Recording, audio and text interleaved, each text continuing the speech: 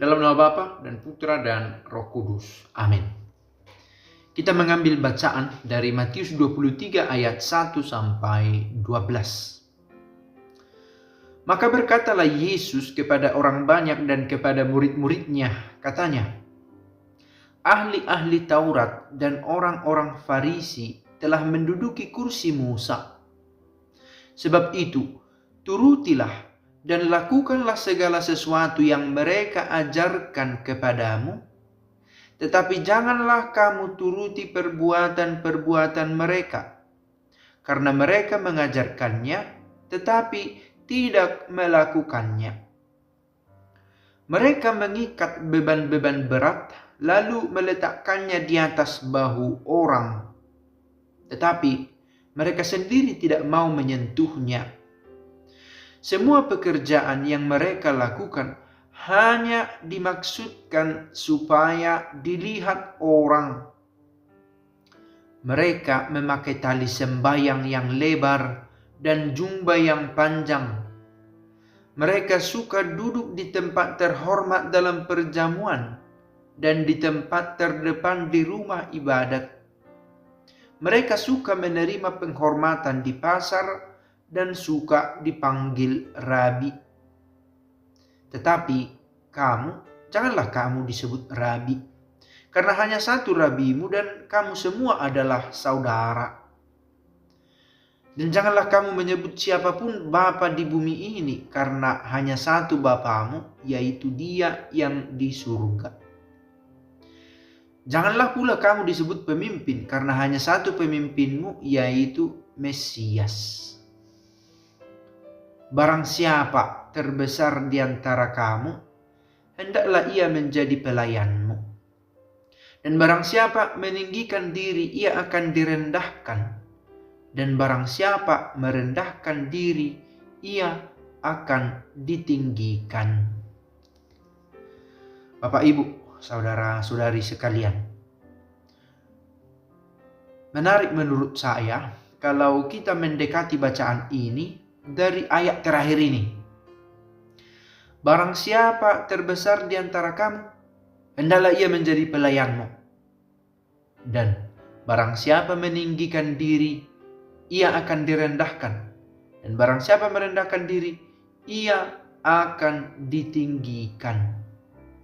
Ini menjadi satu resep umum yang mengcover semua contoh-contoh dan nasihat-nasihat praktis yang ditulis sebelumnya ini. Tentang apakah dipanggil rabi atau tidak, dipanggil pemimpin atau tidak, dipanggil sebagai pemimpin, rabi, bapa. Itu semua hendak menekankan supaya siapa yang terbesar menjadi pelayan. Ini yang mau ditekankan.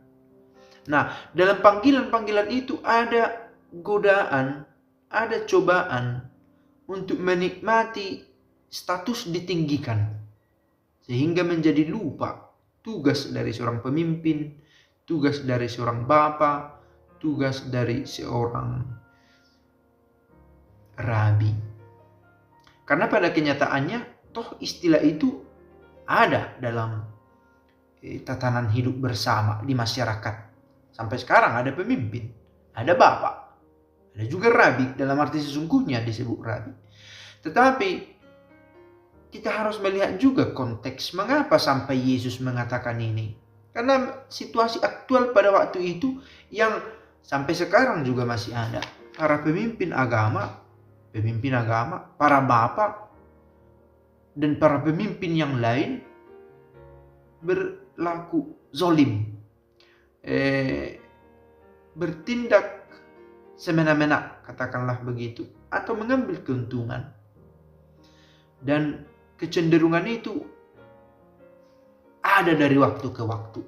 Nah, menarik untuk saya bahwa sebenarnya Yesus juga sudah mengajak kita untuk tidak asik membuat tuduhan, tetapi mengambil sesuatu yang baik dari sana.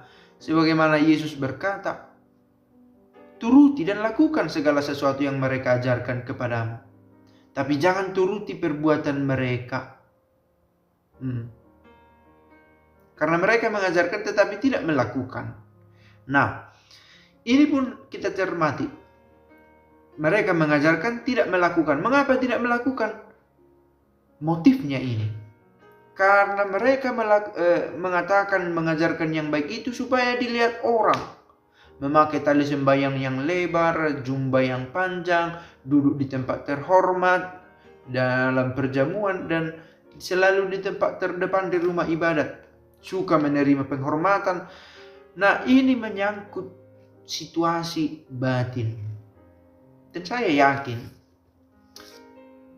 kita pernah melihat ini, atau diharapkan tidak sebenarnya, tetapi atau jangan-jangan kita pernah mengalaminya, melakukannya.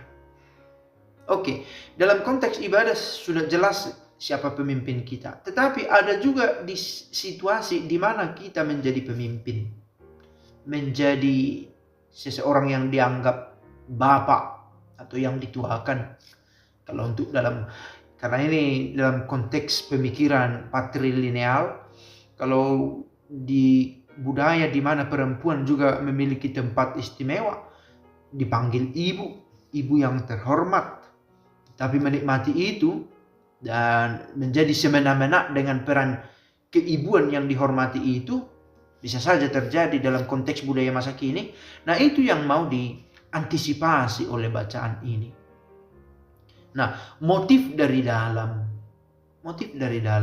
Nah, juga dari sisi lain kita bisa lihat bahwa Yesus di sini memberi kita panorama baru. Sekalipun menjadi seorang pemimpin, toh bisa menjadi pelayan.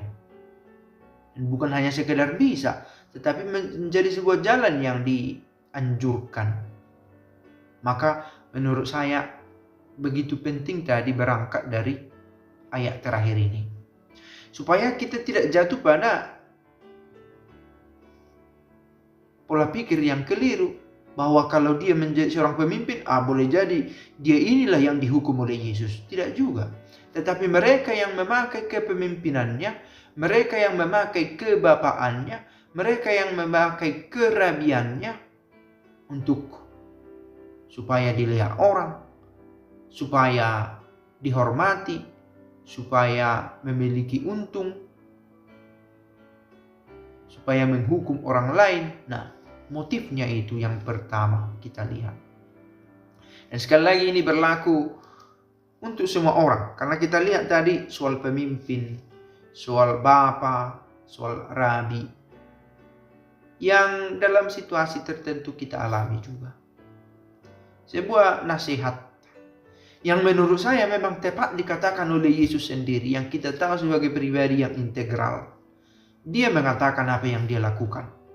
Nah, kalau pesan ini dikatakan katakanlah seperti dalam video ini, bisa saja orang, siapa sih lu? Saya kenal keluargamu. Saya tahu masa kecilmu. Perbuatan-perbuatanmu. Nah, pandangan semacam ini bisa menjadi malah halangan bagi kita untuk memahami ajaran yang baik itu. Maka setiap kali kita mendengarkan bacaan ini, kiranya pertama-tama kita kembali kepada Kristus. Sehingga entah siapapun yang menyatakan kepada kita, entah lewat media apapun kita tangkap, kita tahu bahwa kata-kata ini berasal dari Kristus. Seseorang yang utuh kepribadiannya. Seseorang yang telah menghidupinya, menunjukkannya bahwa tindakan ini praktikabile, dapat dipraktikkan. Karena Yesus sendiri sudah menunjukkan. Maka nasihat ini kiranya tetap terngiang juga bagi kita. Sekali lagi, mengingat bahwa pesan ini datang dari Yesus sendiri.